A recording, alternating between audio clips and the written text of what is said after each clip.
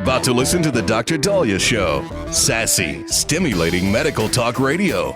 Any medical advice Dr. Daliah Wax gives on her show should not be substituted for an actual visit to your medical provider. And now, here's Dr. Daliah.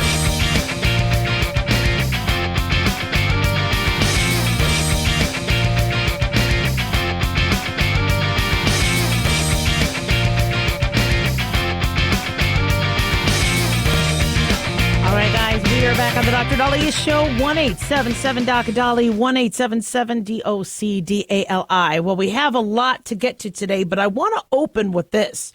One thing that haunts millions of people are hives. The itchy welting up of skin, and a lot of different triggers, a lot of different factors could be involved. And if any patient knows how to search for clues, it's Alicia, who we're going to join next. Alicia's a police detective. God bless you for all your great work. She meticulously documented her symptoms, including itchy hives that appeared all over her body, helping doctors diagnose and treat her chronic hives. She has something called chronic spontaneous urticaria.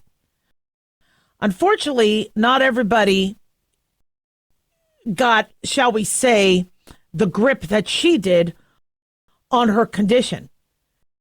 And 7 out of 10 people have chronic hives and don't know why they're coming down with these hives. They undergo several tests, treatments before receiving a diagnosis. So with CSU, or chronic spontaneous urticaria, itchy hives suddenly appear on the skin. They could last for 6 weeks longer without any known trigger. We see them a lot in people between 20 and 40, more prevalent in women. So I'm very excited for our two next guests. Dr. Ari Zelig, board-certified allergist at Charleston ENT and Allergy, and Alicia, police detective, who is living with chronic spontaneous urticaria. Welcome, Dr. Zelig and Alicia. So, Alicia, let's start with you. Can you tell us about your experience with CSU? Yes. So I want to thank Genentech and Novartis for the opportunity to platform to bring awareness to CSU, because it has no known cause. My symptoms began one morning. I woke up with an itchy neck, and I thought it was because I slept in jewelry. As the day went on, my symptoms progressed. I took an antihistamine, and I didn't get relief. Over the next couple of days, my symptoms would develop from itching to hives, and I would scratch so much that I would break skin. There was no part on my body that wasn't itching. I saw multiple doctors who prescribed oral steroids. I didn't get much relief there. So I was referred to an allergist where I met Dr. Zelig, and he would do a full lab workup. And when my results came in, he professionally diagnosed me with CSU and started me on a Xolair regimen. How did your career as a police officer help you find a path to diagnosis? That's a good question. So in law enforcement, I believe cops are only as good as their note taking and their report writing skills. So I documented my journey. I started to write down my symptoms. I wrote down medications that I was taking and the times that I would take them, just so that I could relay this information accurately to healthcare providers so that we could come up with a quick resolution and recovery treatment plan. Dr. Zelig, talk to us about CSU and what are some common symptoms? So CSU is a chronic condition that's characterized by the appearance of itching, hives, and or swelling that persists beyond 6 weeks with no known cause. Typically affects females more than males. 20 to 40 is sort of the average age range, although certainly it can affect younger and older adults as well. And for those of you who have experienced, severe bug bites or poison ivy, you can imagine this is the feeling that patients are experiencing on a daily basis. And it really can affect patients' quality of life. Dr. Zelig, what are some ways people with CSU can manage their symptoms, and what are some treatment options? So we typically start out with non-sedating antihistamines during the day. We can increase quite significantly. Typically, guidelines recommend increasing up to 4 times standard dosing of non-drowsy antihistamines. Unfortunately, a lot of patients do break through high-dose allergy pills. And for those patients, we typically recommend Xolair, which is a monthly injection that blocks our allergic antibody, thereby stabilizing our allergic cells to prevent the histamine release that causes this whole cycle. Xolair is an injection once monthly, typically given in the office for the first 3 injections, given the risk of an allergic reaction, including anaphylaxis. And thereafter, if patients feel comfortable, they can be transitioned over to administration over at home. Alicia, how are you and your allergist managing this today? So today, just like Dr. Zellick said, I started taking my injections in the office, and I'm comfortable taking them at home once a month. And with some lifestyle changes, Dr. Zellick mentioned managing stress. I've been able to make some adjustments in my lifestyle to manage and be on a positive road to recovery. Alicia, what would you want a friend to know if they are experiencing chronic hives? So just like Dr. Zellick said, CSU impacts women more than men. So I would want women to know that they don't have to suffer in silence if they're experiencing similar symptoms, such as itching, hives, that they can document their symptoms and speak with an allergist or healthcare provider to get a better treatment options, such as Xolair. Dr. Zellick, where can we go for more information on CSU and to learn about treatment? So I would recommend going to Xolair.com. That's XOLAIR.com and discussing your condition and treatment options with your healthcare provider. Thank you both so much. Really appreciate you coming on. God bless. Thanks so much. Thank you. So do your homework, do your research, and don't, okay? 1-877-Daliah.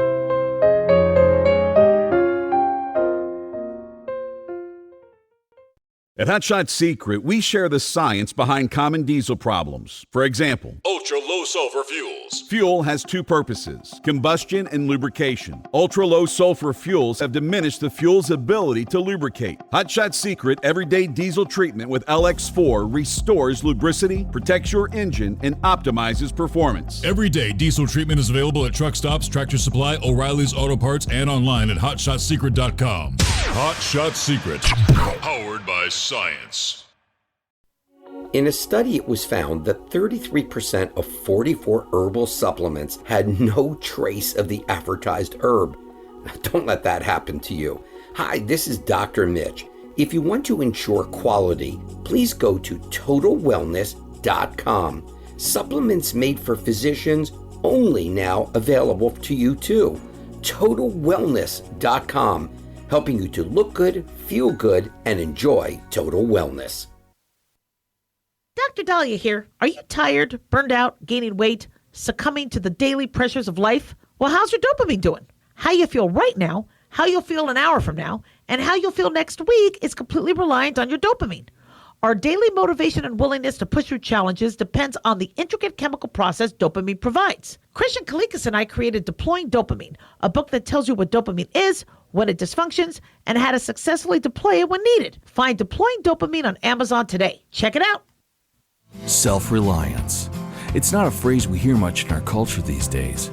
It might conjure up images of pioneers, the West, rifles, strapping men, and strong women. But what does it mean for us in today's world?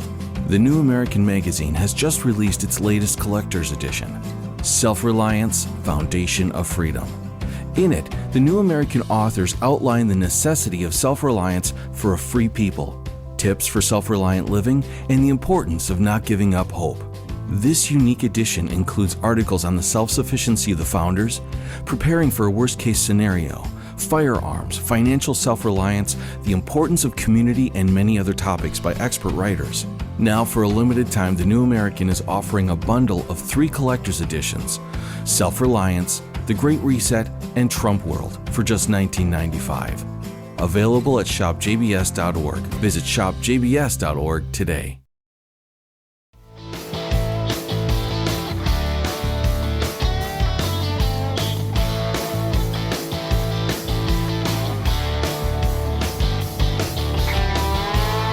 All right. We are back on the Dr. Daliah Show. Thank you all for tuning in. 1-877 Dr. Daliah, 1-877 DOCDALI.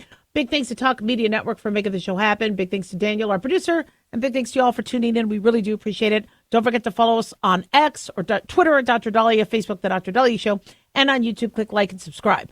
So one of the biggest mysteries on earth, it's not the meaning of life. I already know what the meaning of life is. The meaning of life is this is a job interview. God's watching us. He's looking at what we're doing, and then he's deciding where to put us in heaven. You know, I might be in shipping and receiving. Maybe I'm in communications. I don't know. But if he needs us up there, we go. If he doesn't need us yet, or he thinks, you know, we're going to kind of mess some things up, he's going to maybe keep us on earth. That's not the biggest mystery for me in life. The biggest mystery I will never understand fully is how you could have kids that look at you, you know, as you are a goddess. You are mommy. They need you. Mommy, where are you? Mommy, you are their whole world.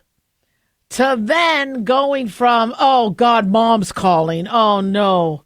I don't want to talk to mom. Oh, no. Mom, we don't need your opinion. I don't understand that. And it happens pretty quickly. It starts in the puberty years. Then you never get it back. And you're like, wait a second here. You just 5 months ago was like, Mommy, I need you. Biggest to me mystery I'll never be able to unravel and figure out. But I have been very, very fortunate with my kids. And even though, yes, I am probably a pain in the butt, and I'm sure if I do text them, they're like, oh, gosh, Mom's texting again. For the most part, though, I'm pretty close. And one of you had asked, you know, how did I do that? Because you saw me traveling with my son. I travel a lot with one of my sons. And I'm starting to do that more often now. And how is he putting up with me? How am I putting up with him? You know, and it's amazing because with one of my sons, I mean, we travel really well together. And I even tell him, I go, look, you do your own thing. If you want to do, and he's like, no, I want to do this with you. He actually likes spending time with me. I'm starting to get that back. My other son is in college, and he's hitting midterms and all that, so I don't put the pressure on to make him go and travel with me. But my other son, if he has work trips or if I have a work trip or whatever, and he's off that weekend and his girlfriend's working, so she can't come, then he comes with me. And it's been really, really nice.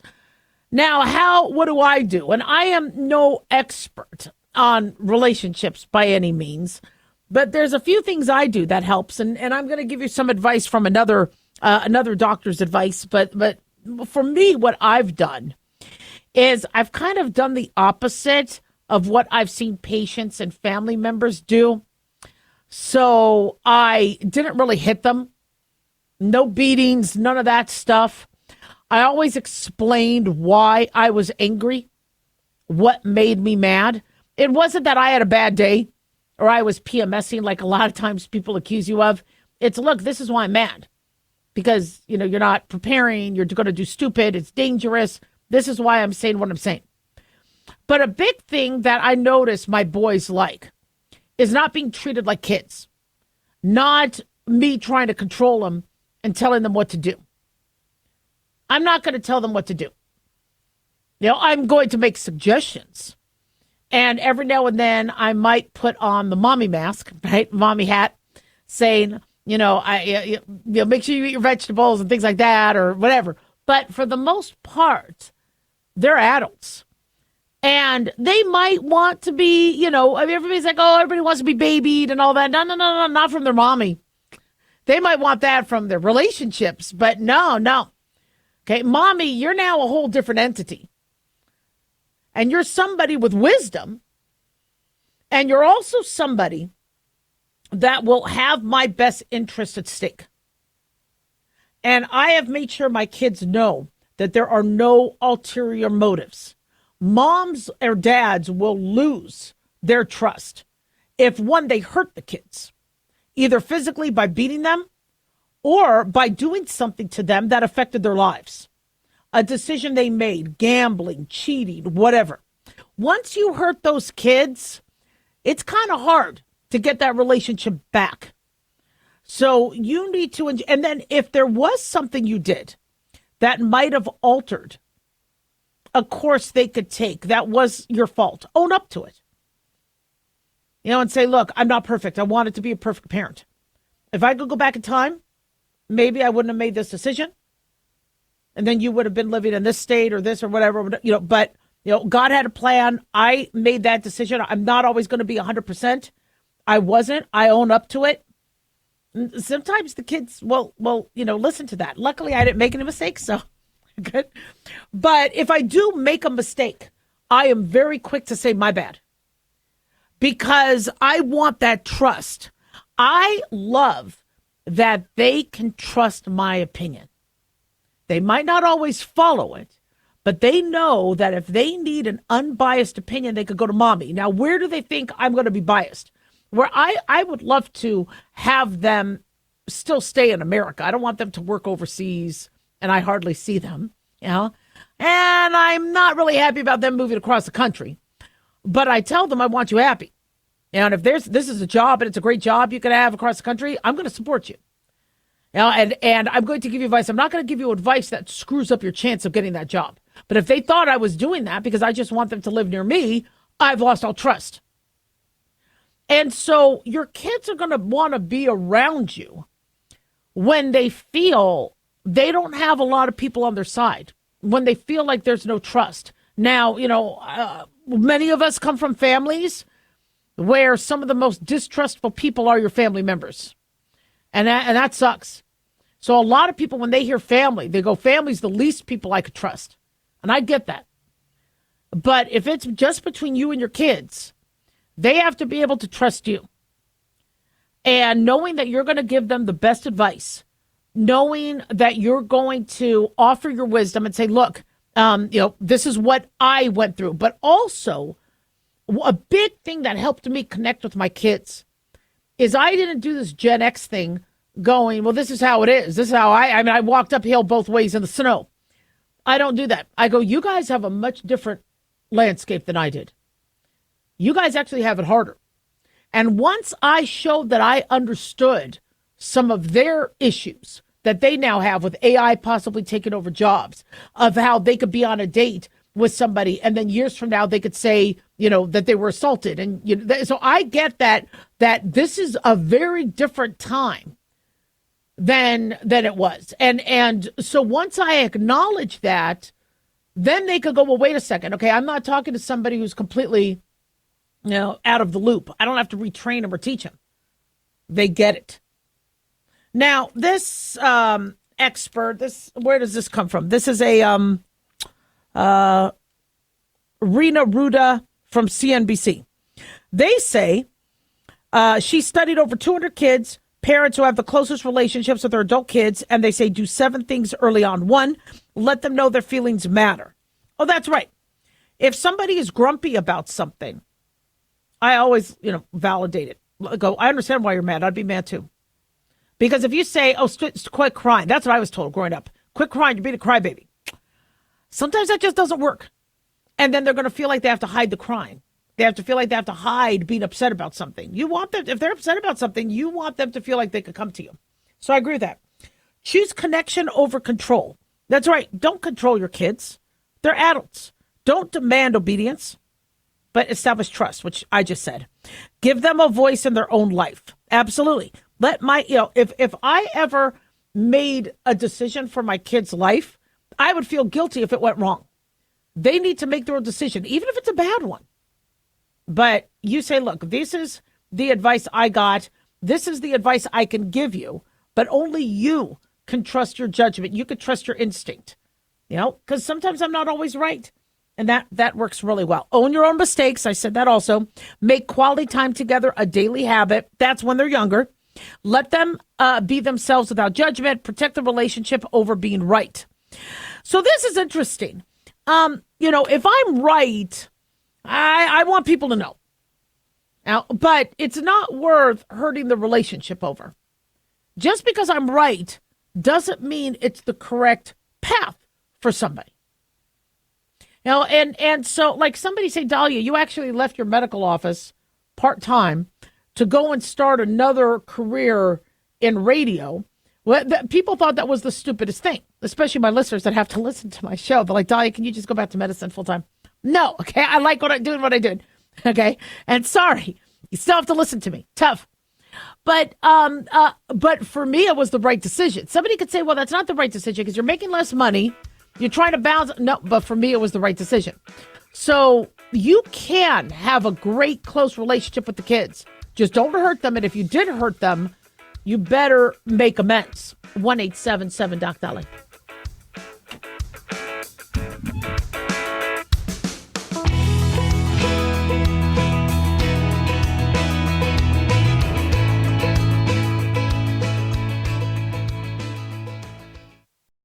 At Hot Shot Secret, we share the science behind common diesel problems and their solutions. For example, Diesel fuel cetane levels. in many states, the cetane rating in diesel fuel is 42 to 45. Most diesel engines operate more efficiently with a cetane rating of 48 to 50. One treatment of Hot Shot Secret Diesel Extreme will raise your cetane 7 points, increase fuel economy, and improve cold starts. Due to a cleaner burn, there are less hydrocarbons and particulate matter in your exhaust. This reduces the blockage of your diesel particulate filter. Using Diesel Extreme generates 83% less DPF regeneration. The 6-in-1 Diesel Extreme formula also includes the most concentrated detergent on the market, lubricity enhancer, water demulsifier, rust and corrosion inhibitors, and a fuel stabilizer. Hot Shot Secret Diesel Extreme is available nationwide at truck stops, fine farm and auto stores, and online at hotshotsecret.com. Hot Shot Secret, powered by science.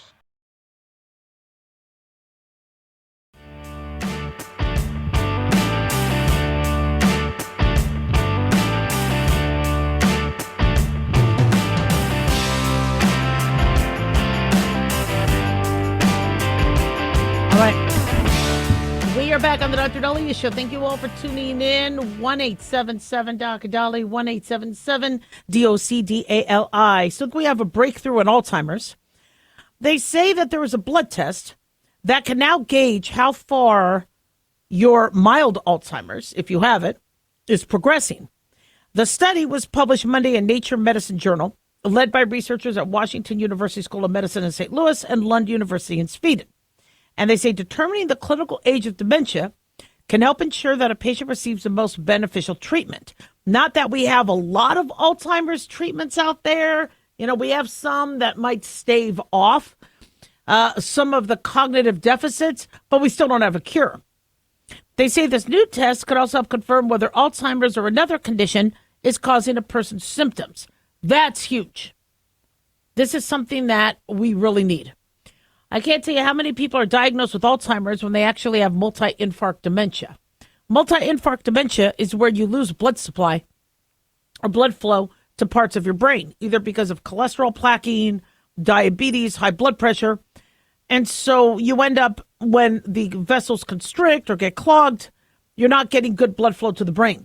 That's a much different process. And there are different treatments than protein buildup and the neurofibrillary triangles and plaques and tau and beta amyloid protein buildup in the brain with Alzheimer's. So researchers looked at blood samples for 163 people who were experiencing various levels of cognitive decline, from pre-symptomatic to early stage to late stage. And they found that levels of a protein called MTBR tau 243 correlate to the amount of tau that has accumulated in the brain. Accuracy was compared to brain scans, and it was at about 92%. They say levels of MTBR tau 243 were normal in people who had no symptoms, which indicates that it's not going to be able to pick it up at a very, very early stage like some of our cancer testing, but it will pick it up with more advanced stages. And if somebody is having cognitive deficit, if they are negative on this test, then it might be something else like multi-infarct dementia or a tumor or something else. Whereas if they're positive, then they're like, this is probably Alzheimer's. They say levels were also normal for people whose symptoms were linked to another cause other than Alzheimer's. And that's exactly what you need. So tau is the protein that clumps together, forms these little tangles in the brains of people who have Alzheimer's. And these tangles interfere with the synapses and the neurological communication in the brain and cognitive function. They form years after the formation of another protein called amyloid. Amyloid creates plaques in the brain and is one of the first signs of Alzheimer's. The greater amount of tau accumulation, the more severe, because tau usually comes later. And tau accumulation is about 200 times higher for those in later dementia stages. So according to Courtney Klosk, PhD, Director of Scientific Engagement of the Alzheimer's Association of Chicago, told Fox News Digital, amyloid plaques and tau tangles together define the basic biological brain changes of Alzheimer's, along with the loss of brain cells and synapses. Synapses is the communication between the nerves. So being able to measure tau instead of amyloid is another avenue. Does this mean if you and I are like, gosh, I keep forgetting my keys, let me take the test and see if I have Alzheimer's? I don't think that test is there yet. I don't think we're going to be able to use this. I don't even think it's already out in distribution. This is very, very early stage. But that's kind of where we need to start going to. We need to have ways to pick up the earlier amyloid and the later stage tau to figure at an earlier time, to know. And the reason why is so many of us, I talk to all my friends who are in their 40s and 50s, and they're panicking that they have Alzheimer's. And I'm like, why? Well, they go, I walked into a store and I completely forgot what I was supposed to be buying. Now, yes, we see that happen in individuals with Alzheimer's. I mean, but we also see it with Biden going up to the podium, going, who am I supposed to introduce? Forgetting something because your mind is thinking about something else doesn't necessarily mean you're having cognitive deficit. Now, if that keeps happening, where you're getting lost, you can't even drive home, you're always losing your keys, you're not, picking up the grandchild when you're supposed to be the one picking them up from school. Yes, when we see a pattern, that's a problem. But a one-off, it happens.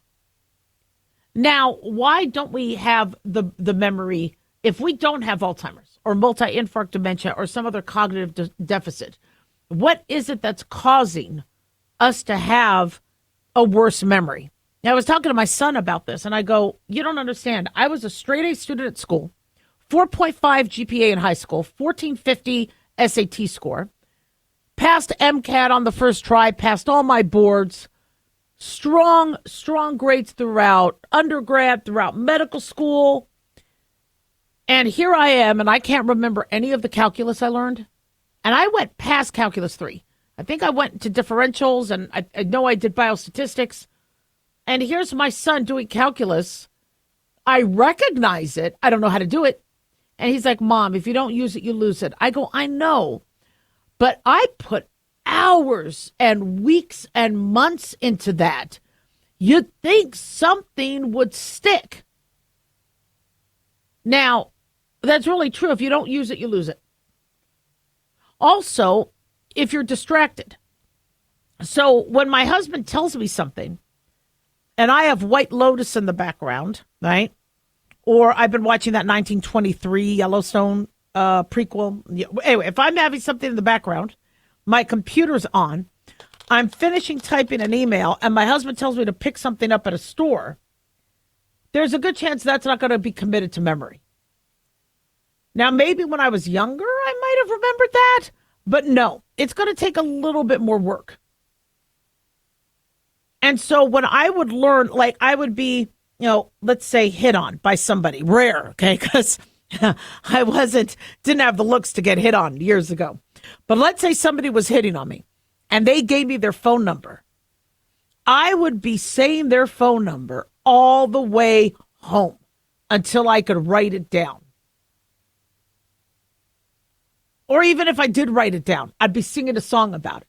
Yay, he wants me to call him. He's going to call me. Yay. But somebody gives me their number now. Like, say, what? Just put it in my phone. We've gotten very lazy. I don't have to, do math anymore. I have a calculator. I could actually ask Siri to do the math test or the math question. So if we're starting to get lazy, yeah, we're going to lose it. My Spanish, luckily, I speak Spanish at work and to patients. Otherwise, I would be losing that as well. So whether it's menopause, whether it's your testosterone dropping, whether it's your sugar levels, your cholesterol, your blood pressure, if you don't have a medical basis for your memory loss or cognitive changes, then work on it. Now, do exercises where you have to practice memorizing things. You could give yourself little tests. I could give you three words: ball, lamp, toy. All right, and then you have to recall those in a minute, in 5 minutes, in a day, in 5 days. Now, what did you say, Daliah? I said ball, lamp, and toy. I'm going to forget it tomorrow unless I make it a point to remember it. So write it down. Say, I'm going to remember these things. Come up with little tricks to learn things. But the days of you being at school, memorizing all your vocabulary words or your times tables, it's different now. Also, there's so much more information being thrown at us. When you watch the news, I mean, every 5 seconds is a new story. 1-877 Doc Dali.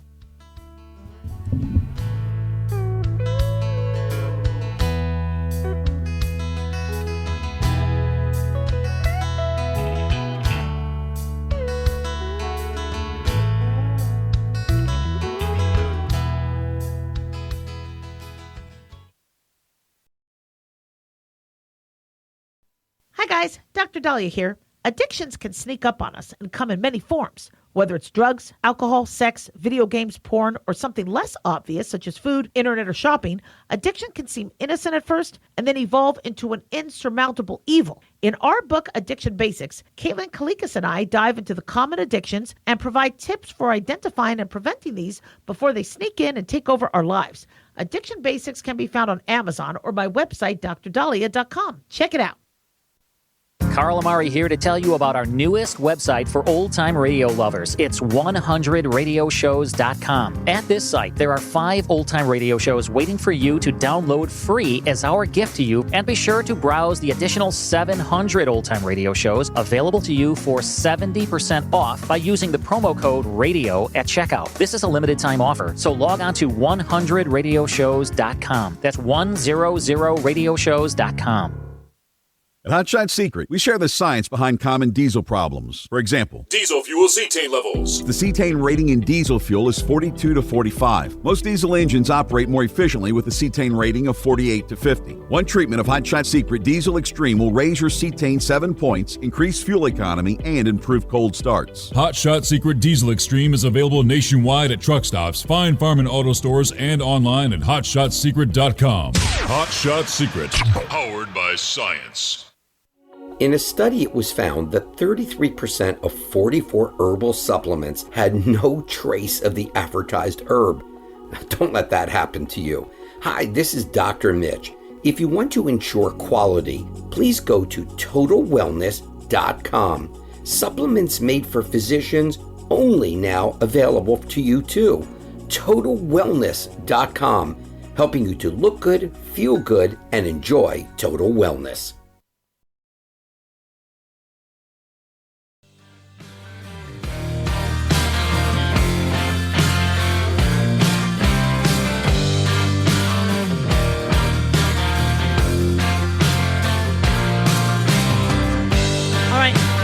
We are back on the Dr. Daliah Show. Thank you all for tuning in. 1-877 Doc Dali, 1-877 DOCDALI. So have you ever been out of the country and got sick and had to go to one of their urgent cares or hospitals? The majority of you probably haven't. I hope you haven't. It's not easy. Neil writes, I have a friend who just retired and turned 66. He's going to Mexico. He said, is there any way I could send him a recording of your story about your husband needing health care in Mexico? So I'm not sure which segment that was, but Neil, I'll answer that now. So my husband lived in Mexico in the 90s for a short period of time to teach scuba diving after college. And he gets into a car accident. And when he goes into the hospital, they wouldn't even start treating him until he emptied out his pockets. Now, I don't know if the shakedown still happens today. I was in Israel and I got sick, really sick, of bronchitis or pneumonia, had to go to a local clinic. It cost me about $30 in the 90s. And the antibiotics were about $5. But they took care of me. It was great. It was nice. And so depending on where you're at, you could have a fairly benign experience or it could be extremely costly. Now, one thing we advocate when we're telling patients, who may be, on vacation and concerned that they may have a medical issue, is to maybe get travel insurance and travel medical insurance. That is an option. Now, you'll see online, like let's say you're going to Mexico. They'll say that the average doctor visit in Mexico is about $20. If you go to the ER, it's about $18 to $25. I would use that with a grain of salt. What I'm hearing is it varies.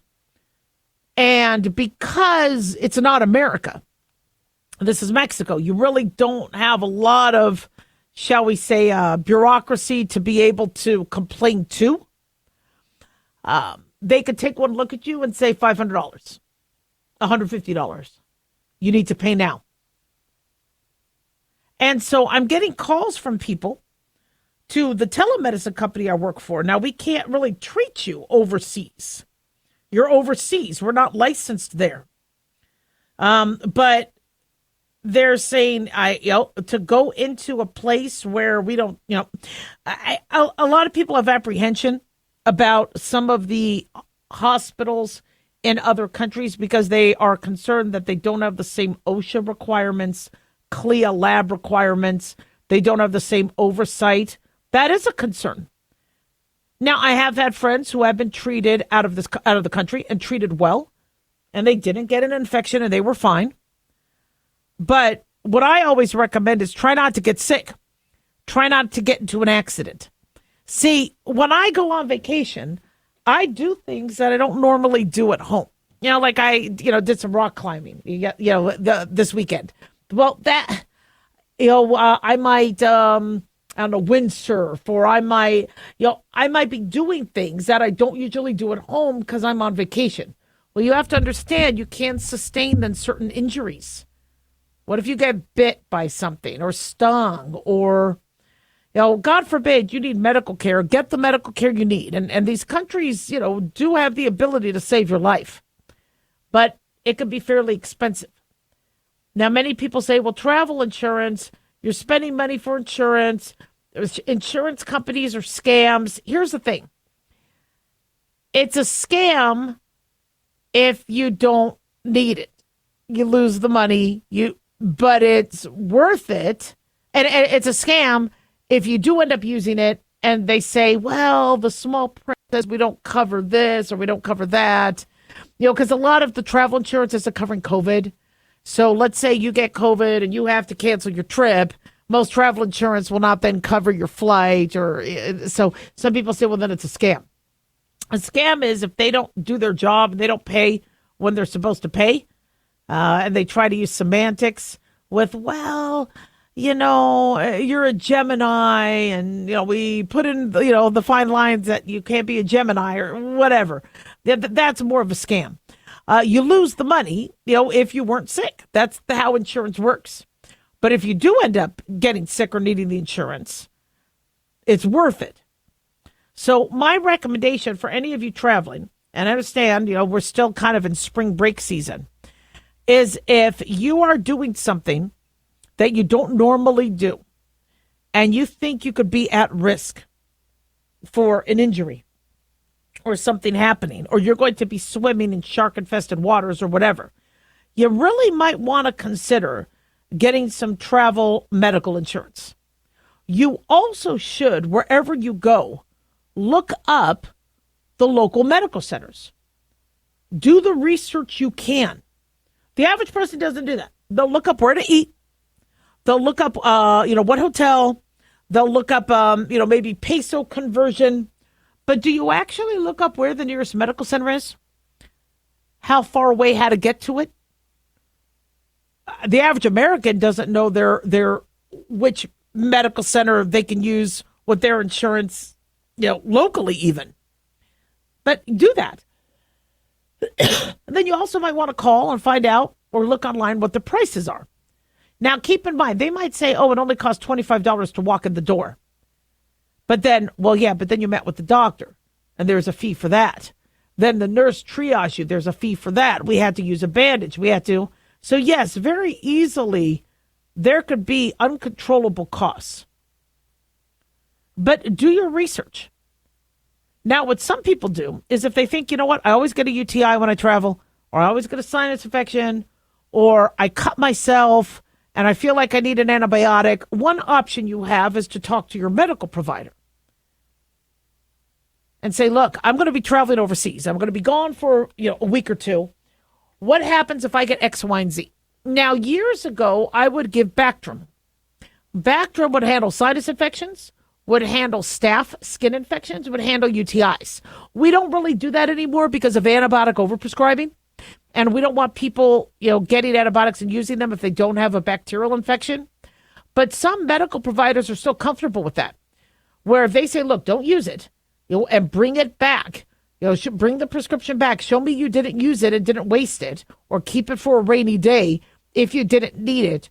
That's sometimes another option to prevent you from needing to go. When I travel, I always bring some extra, because my kids will get pink eye. So I would bring some pink eye drops. I don't have to do that now because they're older. I would bring bandages. I would bring Neosporin. I would bring things so I could clean wounds. I would even bring, I had extra Dermabond, which was a glue. Now, mind you, I'm a doctor. So I'm like, okay, I can take care of them myself. And I'm not saying, guys, go get Dermabond. It's expensive as heck. And we don't want you doing it yourself. But I pack my own ibuprofen. I pack Tylenol.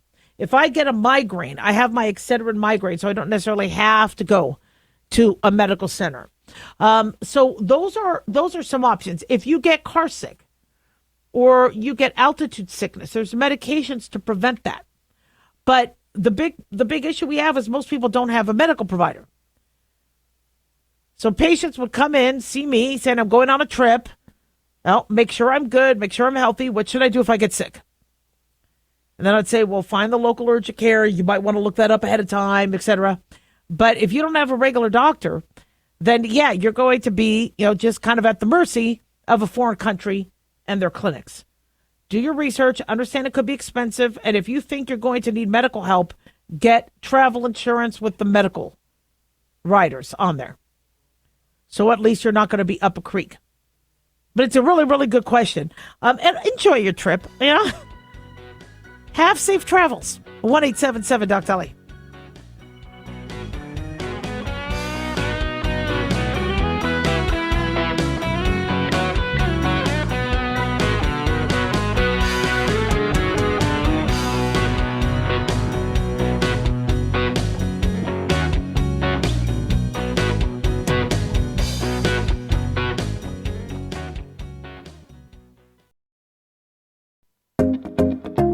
Did you know that healthy arteries make a gas? Yes, actually 3 known gases. Hi, I'm Dr. Mitch, and nitric oxide is a gas that's readily made all day long to keep our arteries open by relaxing the blood vessel walls. By doing this, our circulation is increased, bringing blood, oxygen, and nutrients to every part of your body. Both age and poor diet can lead to a loss of this precious gas, and in turn, blood pressure can go up, energy can go down, and you can get tingling in your hands and feet. Well, our product, Ultimate Nitric Oxide, can easily help fix this lack of nitric oxide. Go to TotalWellness.com. That's TotalWellness.com, where we are helping you to look good, feel good, and enjoy total wellness.